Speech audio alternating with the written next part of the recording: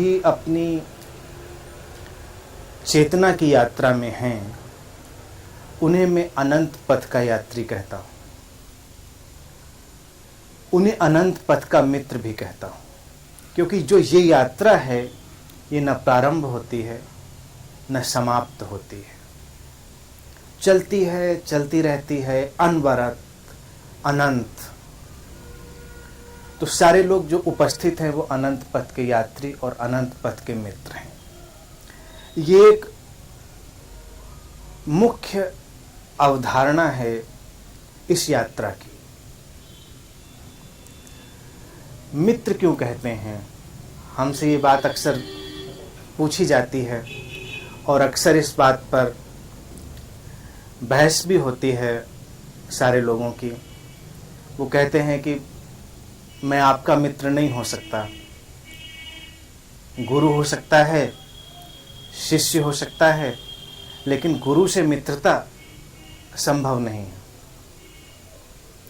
तो यहाँ पर मैं एक बार फिर से ये चीज़ सभी को, जो नए मित्र आज बैठे हुए हैं, उनको बताना चाहूँगा कि मित्रता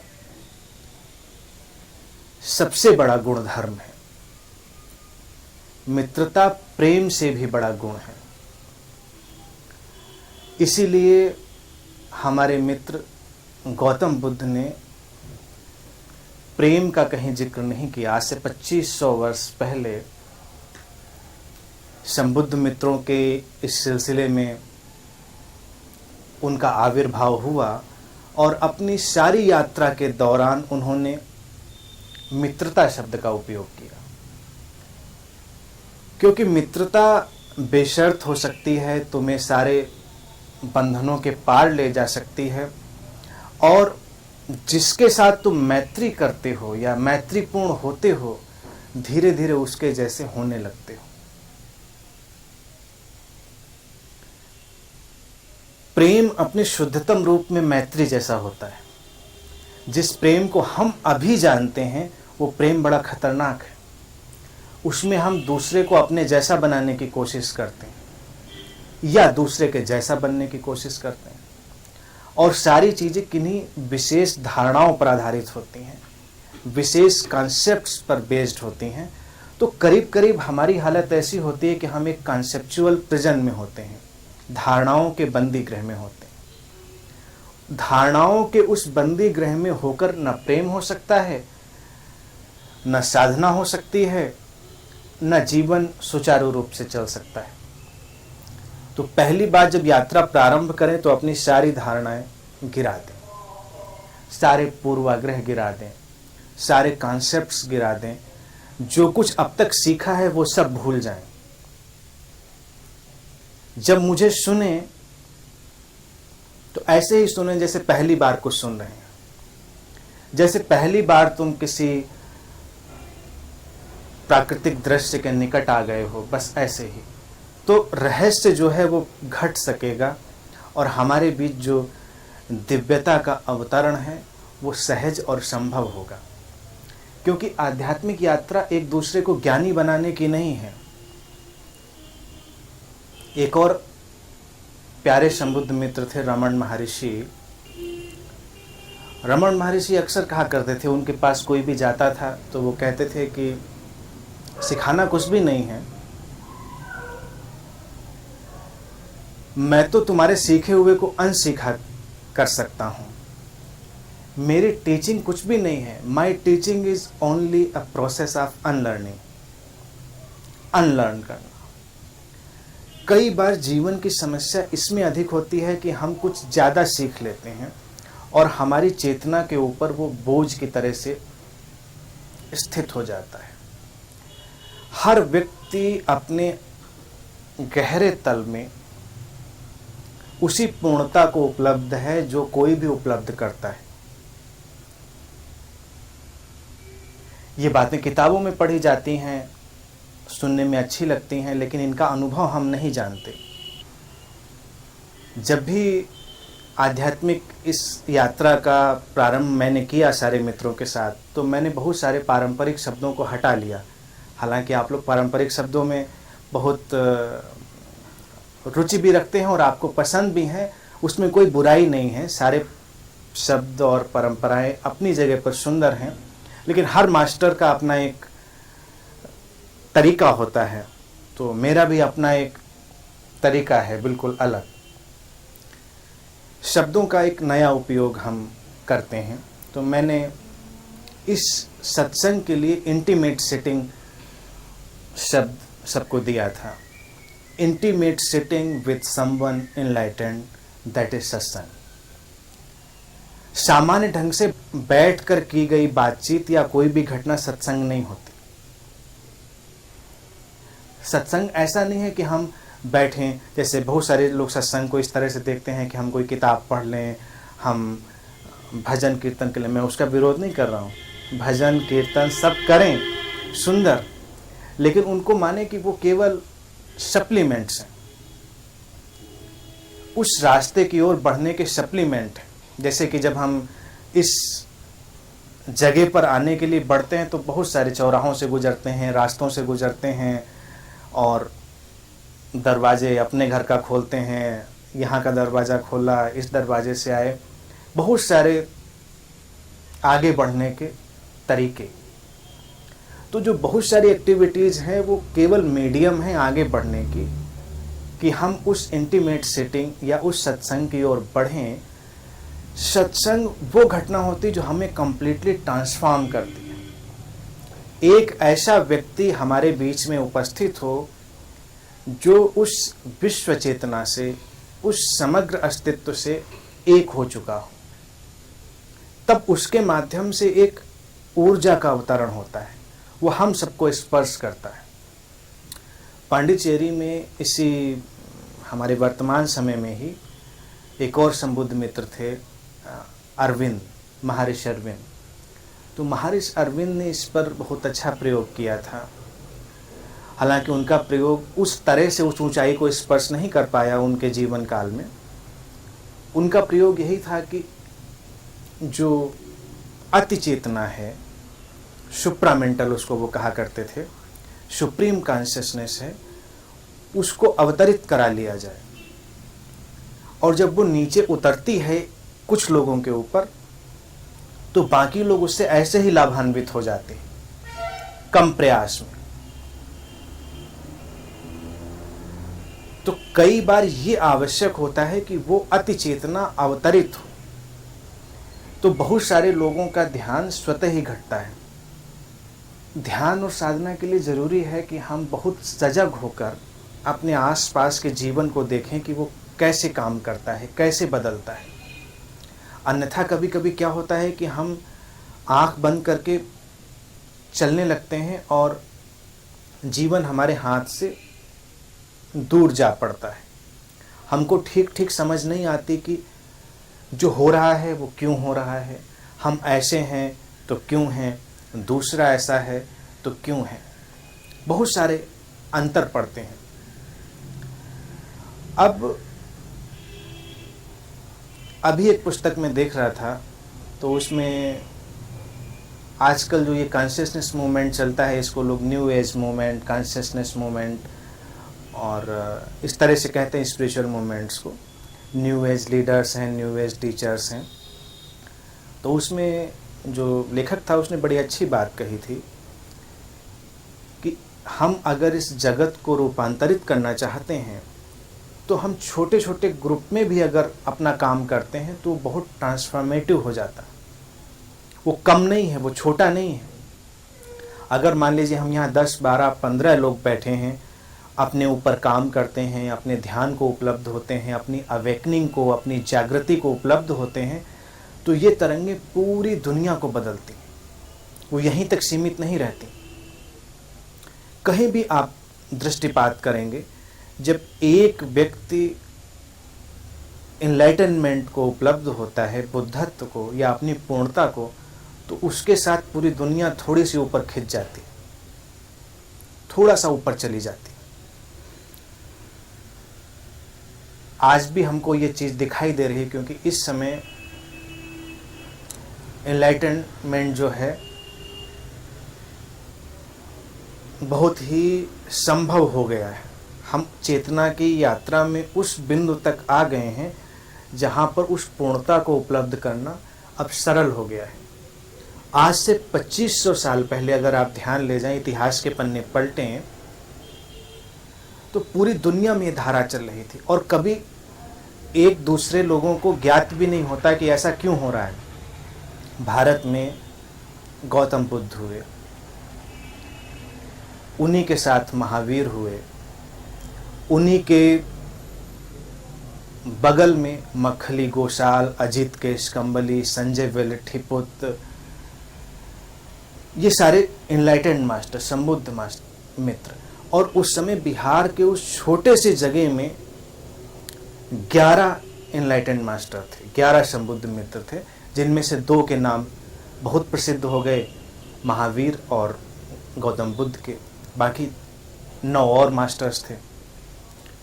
लेकिन जब ये घटना घटी तो आप अगर इतिहास के पन्ने पलट कर देखेंगे तो चमत्कार क्या घटता है। पूरी दुनिया में जैसे सागर में ज्वार आता है ना, ऐसे पूर्णिमा का चंद्रमा निकलता है, तो उसकी कशिश ऐसी होती है कि सागर के जल को ऊपर खींच लेती। तो एक संबुद्ध मित्र, इसीलिए हमारे हिंदू दर्शन में भारत में गुरु को पूर्णिमा के चांद से तुलना करते रहे हैं। प्रेमी लोग भी एक दूसरे को पूर्णिमा के चंद्रमा से तुलना करते रहे हैं, शायर और कवि। उसके पीछे कारण है, पूर्णिमा का चंद्रमा कशिश रखता है, वो तुम्हें खींचता है, तो पूरा सागर एक ज्वार में ऊपर उठ जाता है। तो 2500 वर्ष पहले घटना इतनी विजिबल थी क्योंकि इतना बड़ा काम हुआ था चेतना के ऊपर। उधर चीन की तरफ आप चले जाते तो लाओ त्से था, आप दूसरे देशों में चले जाइए, सुकरात है, एपिकुरस है, बहुत सारे मास्टर्स, आपको जगह जगह मास्टर्स मिल जाएंगे। आपको साहित्य, संस्कृति, कला, विज्ञान, इन सब में प्रतिभा का एक विस्फोट है। तो कई बार जब एक चेतना अपने शिखर को उपलब्ध होती है तो हर क्षेत्र में प्रतिभा का विस्फोट हो जाता है। आज भी कुछ हालत ऐसी बन रही है। आप देखें साहित्य में, विज्ञान में, हर जगह एक प्रतिभा का विकास हो रहा है, क्योंकि जो सामान्य लोग हैं उनके भीतर चेतना का विकास घट रहा है। तो ये एक संक्रामक घटना है। अब जो संक्रामकता है, मैं थोड़ा और बोलता हूँ फिर रुकता हूँ, फिर आप लोग बीच में से कुछ अपनी बात पूछिए, रखिए, तो हम आगे बढ़ेंगे, क्योंकि यहाँ का फॉर्मेट मैं ऐसा ही चाहता हूँ। संक्रामक चीज़ें कैसे होती हैं? संक्रामक का पहला तल विचार का होता है, दूसरा तल संक्रामकता का ऊर्जा का होता है, और तीसरा तल सजगता का होता है। जैसे आप इस घर में 3 तरह से एंटर कर सकते हैं। अपने अंदर विचारों का एक अलग वातावरण लेकर, तो पूरा घर उससे प्रभावित होगा, लोग आपसे अलग तरह से व्यवहार करने लगेंगे। दूसरा ढंग है इस घर के अंदर आने का कि आप अपना ऊर्जा स्तर बदल दें। जैसे आप ध्यान में बैठें, अपना ऊर्जा स्तर बढ़ाएं और एक डिफरेंट एनर्जी एटमॉस्फेयर में एंटर करें, तो आप देखेंगे कि सारा एटमॉस्फेयर चेंज है, लोगों का बिहेवियर चेंज है, उनका इनर और आउटर सब बदल गया। फिर तीसरा एक तल और गहरा है, उसका प्रयोग करें। कभी किसी के भी घर जाएं और इतने जागे हुए कि एक भी चीज़ बेहोशी में नहीं होती है। दरवाज़ा खोलते हैं आप पूरी तरह से जागे हुए, एक एक कदम आपका होश में बढ़ता है, आपकी उंगलियां उठती हैं, हाथों का मूवमेंट हो रहा है, सब पता है, सांसें चल रही हैं, धड़कन है शरीर में, शरीर अलाइव है, जीवंत है, इस सब का हमें एहसास है। और ये इतना शक्तिशाली होता है कि ये ब्लैक होल की तरह से काम करता है। ब्लैक होल से परिचित होंगे सभी लोग। परिचित है ना, ब्लैक होल। सिर हिला के बता देना हमको, हम हाँ ब्लैक होल। जैसे जो स्टार होता है वो जब बढ़ता है, बढ़ते बढ़ते अपनी चरम पर पहुंचता है, पीक पर, तो एक्सप्लोड हो जाता है। और जब एक सितारा विस्फोटित होता है, एक्सप्लोड होता है, तो वो high intensity of magnetism create करता है। तो इतना डेंस मैग्नेटिज्म होता है कि वो सब कुछ अपने अंदर सक कर लेता है। उसके बगल से अगर कोई ग्रह गुजरता है, कुछ भी गुजरता है, तो उसके अंदर सक हो जाता है। तो एक सजग व्यक्ति जब चलता है तो वो काइंड ऑफ ब्लैक होल हो जाता है, वो सब कुछ अपने अंदर सक कर लेता है। लोग उसकी तरफ ऐसे आकर्षित होते हैं जैसे ब्लैक होल की तरफ। जैसे हमने भारत में हिंदुओं ने अपने जो गहरे आध्यात्मिक प्रतीक बनाए प्रतीक, ऐसे लोग होते थोड़े हैं, जैसे शिव हैं, कृष्ण हैं, राम हैं, तो उनको नीला नीला सा उन्होंने रंगा। अब नीला थोड़े कोई होता है, सांवला होगा, गोरा होगा, काला होगा, नीला आदमी तो नहीं देखा कहीं। अब स्टार वॉर जैसी मूवीज़ में आप देख सकते हैं, या स्टीवन स्पीलबर्ग की किसी और मूवी में आप नीले लोग देख सकते हैं, लेकिन ऐसे तो नीले नहीं होते लोग, सांवले काले हो सकते। लेकिन नीला बनाना एक सिंबॉलिक था। चेतना चरम पर पहुंचकर काइंड ऑफ ब्लैक होल में कन्वर्ट हो गई है। नीलापन उसकी असीमता को दर्शाता है। जैसे आसमान है, असीम है, तो नीला दिखाई देता है। कुछ ऐसा वहाँ जो रेज स्कैटर्ड होती हैं उसको नीलिमा देती हैं। तो हमने आध्यात्मिक शिखर पर पहुँचे लोगों को ऐसा ही बनाया। और कृष्ण शब्द भी चुना है, तो हिंदुओं ने देखिए कृष्ण को पूर्ण अवतार के रूप में रखा। ये भी एक एक्सपेरिमेंट था। किसी भी तथ्य को जो धार्मिक है, आप ऐसे ना माने कि ये कोई परम सत्य है। वो केवल एक्सपेरिमेंटल है, इशारे हैं, पॉइंटर्स हैं। चांद की ओर उठी उंगली है, चांद कहीं और है, उंगली को नहीं पकड़ना है। उंगली को देखकर, इशारे को देखकर उस चांद को ढूंढना है। कृष्ण शब्द का जो अर्थ होता है वो अर्थ ही होता है आकर्षित करने वाला। उसको संस्कृत में कहते हैं जो आकृष्ट करे, जो कृष्ट करता है वो कृष्ण हो जाता है। तो हर ध्यानी अपने अंदर वही चेतना लिए हुए है। हम अभी जब अनंत में बात कर रहे थे तो हमने इन सारे 3 तलों पर बात करनी प्रारंभ की है। तो आजकल हम दूसरे तल ऊर्जा की बात वहाँ पर कर रहे हैं। पहला तल जो विचार का है वो बड़ा स्थूल है, ग्रॉस है, उसको आप छू सकते हैं, उस पर काम कर सकते हैं। ऊर्जा के तल पर काम करने के लिए आपको और गहरे जाना पड़ता है। आपको डिफरेंट मीडियम एडॉप्ट करना पड़ता है। आपको ध्यान साधना की कुछ विशेष विधियां अप्लाई करनी पड़ेंगी, क्योंकि जैसे जैसे आप ज़्यादा गहरे जाएंगे तो आपको ज़्यादा गहरी तकनीक की ज़रूरत होगी। ये इंटरनल सर्जरी है। ऊपर ऊपर तो आप ऐसे ही काम कर देते हैं, लेकिन जब अंदर जाते हैं तो आपको ज़्यादा अच्छे फाइन इंस्ट्रूमेंट्स की ज़रूरत पड़ती है। तो ऊर्जा वैसा ही काम है। विचार हमारे अंदर का एक काइंड ऑफ सॉफ्टवेयर है। करीब करीब इस बात को हम सभी जानते हैं, लेकिन हम इस पर काम नहीं करते। मेरा एक सभी मित्रों से कहना रहा है कि ये स्तर तो हम विभाजित कर देते हैं कि विचार है, ऊर्जा है, सजगता है, लेकिन जब आप वर्क करते हैं, फंक्शन करते हैं, तो एक साथ तीनों तलों पर काम करते हैं।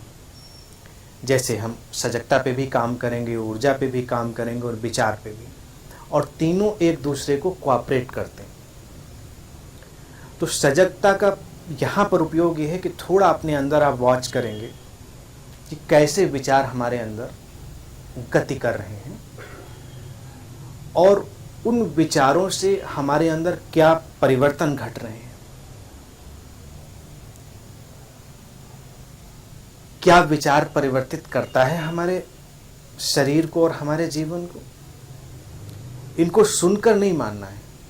एक साधक का पहला कर्तव्य यही है कि वो किसी बात को सुनकर नहीं मानता। मैं कह रहा हूं मेरी बात कभी मत माने। मैं इसलिए नहीं कह रहा हूं कि आप सुने और मेरी बातें मान लें। मेरी बातें सुने, उन पर विचार करें और उन पर प्रयोग करें, और जब आप उसे स्वयं खोज लें, स्वयं जान लें, तो वो आपकी अपनी बात हो जाती। अन्यथा वो सब सुनी सुनाई बातें होती। विचारों के ढांचे पर हम काम करते हैं तो हमें कई सारे सूत्र दिखाई देंगे। जैसे हम अब तक जीते आए हैं तो हमारे ऊपर विचारों का एक दबाव है। विचारों का दबाव हमारे जीवन को सामान्य नहीं होने देता। अब दबाव दोनों तरह से है। अच्छे विचारों का भी दबाव है और बुरे विचारों का भी दबाव है। एक साधक जो होता है वो बुरे विचारों से पहले मुक्त होता है, अच्छे विचारों में छलांग लेता है, फिर अच्छे विचारों से भी मुक्त हो जाता है, वो शून्य हो जाता है। शून्यता के आयाम में प्रवेश करता है। तो अभी जो यात्रा हमें करनी है, जो हमारे अंदर के नकारात्मक, डिस्ट्रक्टिव, केयाटिक थॉट्स हैं, उन पर काम करके उन्हें सिस्टमेटिक, सुलझा हुआ बनाना। और जब एक बार सुलझ जाते हैं तो आप उनसे पूरी तरह मुक्त हो जाते हैं, उनसे और पीछे हट जाते हैं, उन सारे विचारों के दृष्टा बन जाते हैं। पहला प्रयोग ये है। वैज्ञानिक बात इसमें हम करेंगे, जो विज्ञान सम्मत बात है। पदार्थ जिसे हम एक मटेरियल की तरह से देख रहे हैं, हमारा ये शरीर पदार्थ का है, जिस पर बैठे हैं वो एक पदार्थ है। हर चीज़ मटेरियल है। और विज्ञान में हम आज जानते हैं कि पदार्थ कंडेंस्ड एनर्जी है, संघनित ऊर्जा है। एनर्जी जो बहुत कंडेंस हो गई है वो मटेरियल बन गई है, मैटर बन गई है। अब जब मैटर और एनर्जी पे वैज्ञानिकों ने बहुत प्रयोग किए तो एक और चीज़ उन्हें दिखाई दी। जब पदार्थ और ऊर्जा पर एक्सपेरिमेंट कर रहे थे वैज्ञानिक, तो उन्होंने देखा कि ये जो पदार्थ है, इसका जो सूक्ष्मतम स्ट्रक्चर था इलेक्ट्रॉन, इलेक्ट्रॉन हमारे विचार से प्रभावित हो रहा है। जैसे हम उसको माइक्रोस्कोप से जब वॉच कर रहे हैं तो वो अपना मोमेंट बदल देता है, उसकी जो गति है वो बदल जाती।